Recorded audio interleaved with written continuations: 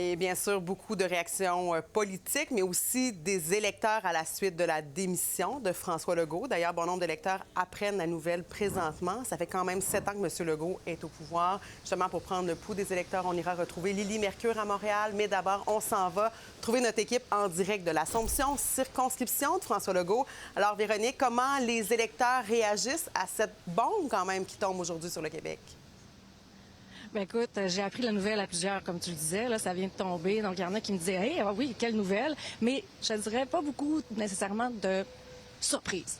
Quoi qu'il en soit, je me suis présentée vraiment dans le bureau de circonscription derrière moi pour voir comment les employés là, du bureau vivaient tout ça. Voici ce que ça donne.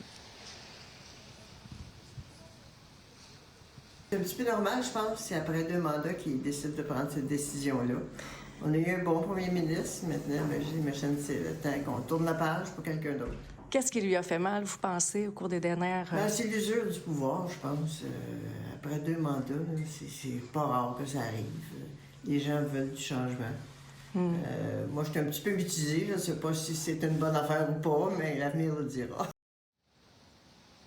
Tu auras compris, Marie-Claude, que c'était en fait une électrice que j'ai rencontrée dans le bureau. Parce qu'effectivement, les gens ici sont pas nécessairement surpris. Ils disent, ben écoute, ça a dû être difficile quand même pour lui moralement au cours des dernières semaines, mois. On parle beaucoup encore de Nordvolt, sa clique, mais aussi avec ce qui s'est passé avec les négociations avec les médecins. C'est sûr que le dernier sondage, 11 juste en face de Québec solidaire, c'est une claque au visage pour plusieurs électeurs à qui j'ai parlé. Il y en a qui disent, c'est peut-être même aussi la grande voie ouverte pour le Parti québécois pour les prochaines élections, parce que s'il y avait eu des élections hier, on sait, Paul Saint-Pierre Plamondon aurait remporté 34 des voix. Donc, vraiment, les gens ici se disent, ben, écoutez, on va voir la suite des choses. Il y en a qui me disaient, moi, j'ai voté, parce que je suis allée au petit Tim Hortons à côté, disaient, ben, moi, j'ai voté pour François Legault aux dernières élections, mais j'ai toujours été péquiste. Alors, c'est un peu le son de cloche que l'on ressent ici. La grande question, c'est, ben, qui va le remplacer? J'ai posé la question à plusieurs personnes. Qui va le remplacer? Et c'est un grand silence, là, personne ne le sait. Voici justement la réaction qui s'est produite, que j'ai obtenue dans le bureau de circonscription. Nous, on n'a pas des commentaires ici, on reste toujours ouvert comme vous voyez. Donc, c'est tout ce que je peux vous dire. Écoutez, on l'a appris comme tout le monde, c'est normal. Là. Puis écoutez, on est au bureau, on est ouvert comme vous pouvez voir. Là, donc.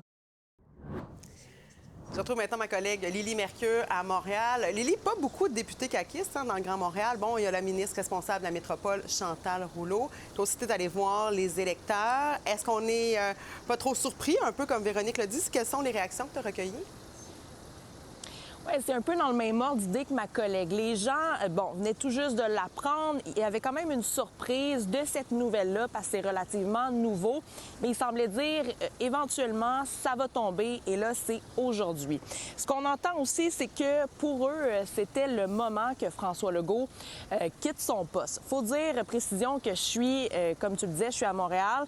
Je suis dans le sud-ouest de Montréal et dans cette section-ci, il n'y a pas beaucoup de supporters de la CAQ. Et il faut le dire, il y a seulement 2 circonscriptions qui sont caquistes à Montréal. Et je propose d'écouter justement les réactions que j'ai récoltées un peu plus tôt. Je viens de l'apprendre. Comment vous trouvez ça? C'est pas étonnant. Oui?